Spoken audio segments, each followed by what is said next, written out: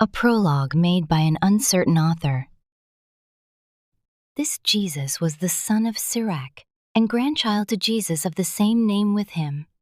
This man therefore lived in the latter times, after the people had been led away captive, and called home again, and almost after all the prophets. Now his grandfather Jesus, as he himself witnesseth, was a man of great diligence and wisdom among the Hebrews, who did not only gather the grave and short sentences of wise men that had been before him, but himself also uttered some of his own, full of much understanding and wisdom. Whenas therefore the first Jesus died, leaving this book almost perfected, Sirach his son receiving it after him left it to his own son Jesus, who, having gotten it into his hands, compiled it all orderly into one volume, and called it Wisdom, intituling it both by his own name, his father's name, and his grandfather's, alluring the hearer by the very name of wisdom to have a greater love to the study of this book.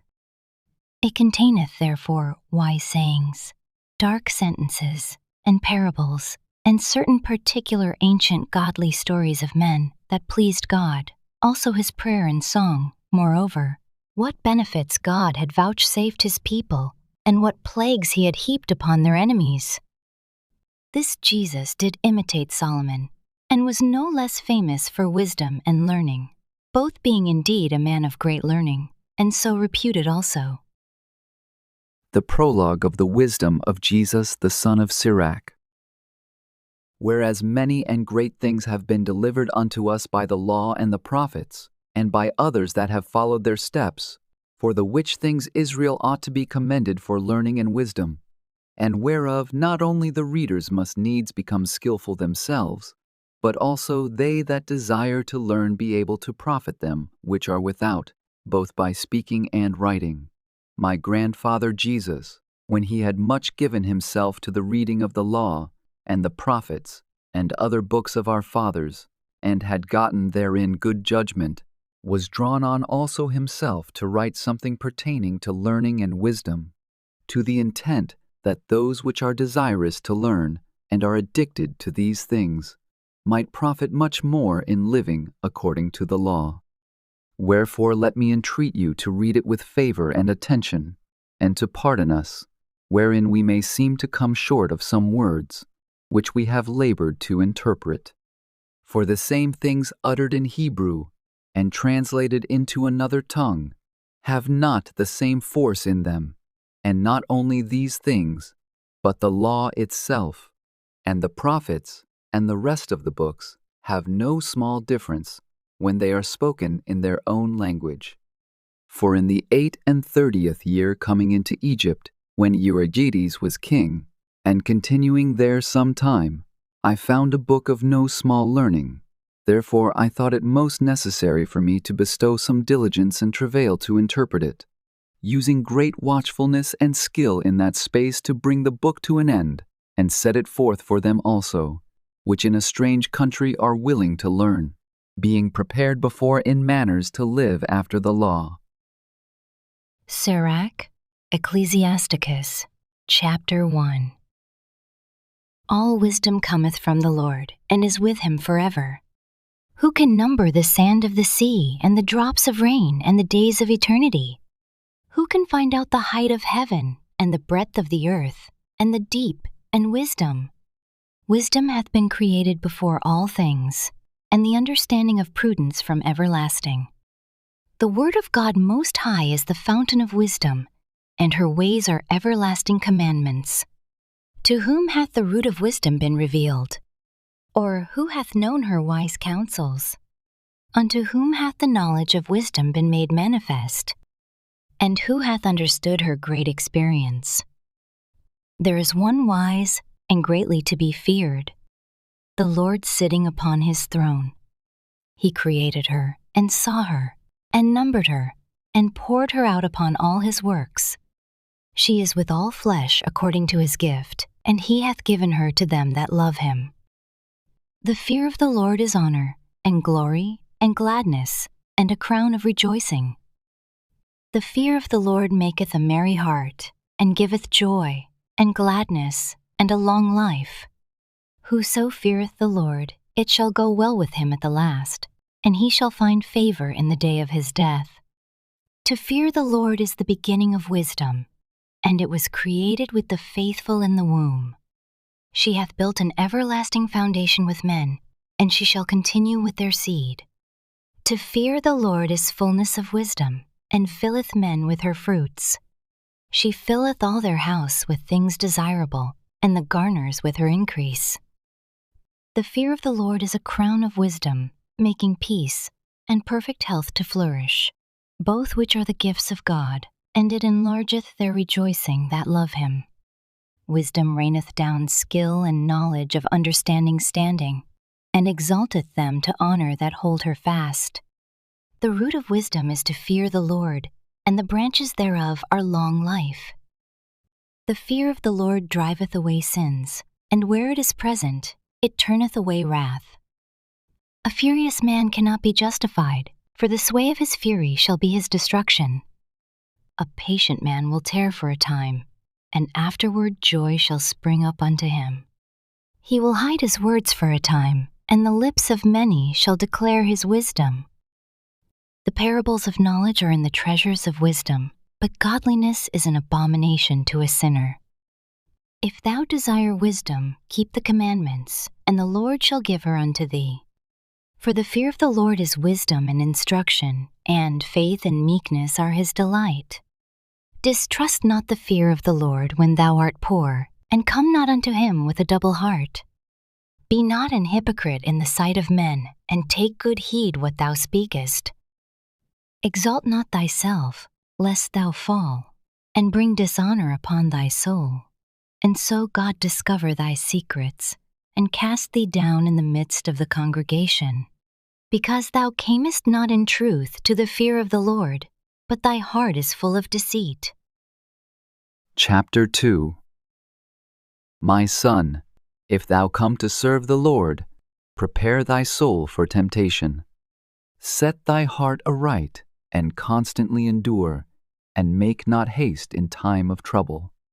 Cleave unto him, and depart not away, that thou mayest be increased at thy last end. Whatsoever is brought upon thee take cheerfully, and be patient when thou art changed to a low estate. For gold is tried in the fire, and acceptable men in the furnace of adversity. Believe in him, and he will help thee, order thy way aright, and trust in him. Ye that fear the Lord, wait for his mercy, and go not aside, lest ye fall. Ye that fear the Lord, believe him, and your reward shall not fail. Ye that fear the Lord, hope for good, and for everlasting joy and mercy. Look at the generations of old, and see, did ever any trust in the Lord, and was confounded? Or did any abide in his fear, and was forsaken? Or whom did he ever despise, that called upon him? For the Lord is full of compassion and mercy, long-suffering, and very pitiful, and forgiveth sins, and saveth in time of affliction. Woe be to fearful hearts, and faint hands, and the sinner that goeth two ways. Woe unto him that is faint-hearted, for he believeth not, therefore shall he not be defended. Woe unto you that have lost patience! And what will ye do when the Lord shall visit you? They that fear the Lord will not disobey his word, and they that love him will keep his ways. They that fear the Lord will seek that which is well, pleasing unto him, and they that love him shall be filled with the law. They that fear the Lord will prepare their hearts, and humble their souls in his sight, saying, We will fall into the hands of the Lord, and not into the hands of men, for as his majesty is, so is his mercy. Chapter 3. Hear me, your father, O children, and do thereafter, that ye may be safe. For the Lord hath given the father honor over the children, and hath confirmed the authority of the mother over the sons. Whoso honoureth his father maketh an atonement for his sins. And he that honoureth his mother is as one that layeth up treasure. Whoso honoureth his father shall have joy of his own children, and when he maketh his prayer, he shall be heard. He that honoureth his father shall have a long life, and he that is obedient unto the Lord shall be a comfort to his mother. He that feareth the Lord will honour his father, and will do service unto his parents, as to his masters. Honour thy father and mother both in word and deed, that a blessing may come upon thee from them. For the blessing of the father establisheth the houses of children, but the curse of the mother rooteth out foundations. Glory not in the dishonour of thy father, for thy father's dishonour is no glory unto thee. For the glory of a man is from the honour of his father, and a mother in dishonour is a reproach to the children. My son, help thy father in his age, and grieve him not as long as he liveth. And if his understanding fail, have patience with him, and despise him not when thou art in thy full strength. For the relieving of thy father shall not be forgotten, and instead of sins it shall be added to build thee up. In the day of thine affliction it shall be remembered, thy sins also shall melt away, as the ice in the fair warm weather. He that forsaketh his father is as a blasphemer, and he that angereth his mother is cursed of God. My son, go on with thy business in meekness, so shalt thou be beloved of him that is approved. The greater thou art, the more humble thyself, and thou shalt find favor before the Lord. Many are in high place, and of renown, but mysteries are revealed unto the meek. For the power of the Lord is great, and he is honored of the lowly. Seek not out things that are too hard for thee, neither search the things that are above thy strength. But what is commanded thee, think thereupon with reverence, for it is not needful for thee to see with thine eyes the things that are in secret. Be not curious in unnecessary matters, for more things are shewed unto thee than men understand. For many are deceived by their own vain opinion, and an evil suspicion hath overthrown their judgment.